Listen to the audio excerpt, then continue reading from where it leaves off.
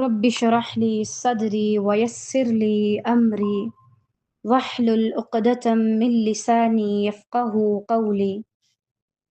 رب زدني علما، اللهم فقهنا في الدين، اللهم بارك لنا في أوقاتنا، اللهم أخلصنا لوجهك الكريم. يا رب لك الحمد كما ينبغي لجلال وجهك ولعظيم سلطانك. أعوذ بالله من الشيطان الرجيم.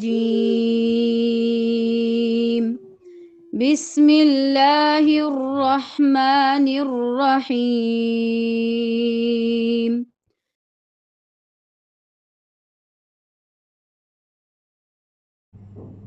وإذا رأيت الذين يخوضون في آياتنا فأعرض عنهم حتى يخوضوا في حديث غيره، وإما ينسينك الشيطان فلا تقعد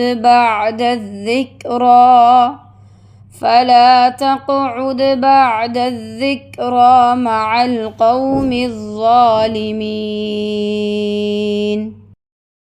وما على الذين يتقون من حسابهم من شيء، ولكن ذكرى لعلهم يتقون.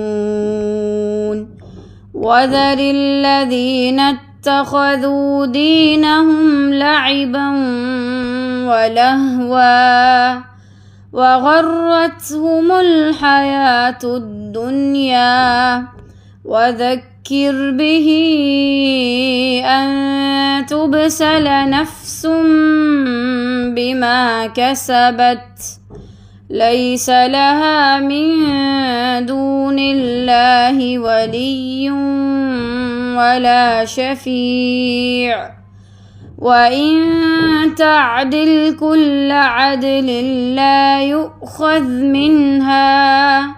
أولئك الذين أبسلوا بما كسبوا، لهم شراب من حميم وعذاب أليم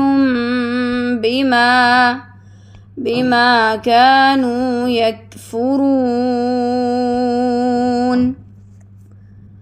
قل أندعو من دون الله ما لا ينفعنا ولا يضرنا، ونرد على أعقابنا بعد إذ هدانا الله، كالذي استهوته الشياطين في الأرض حيران له أصحاب يدعونه إلى الهدى ائتنا.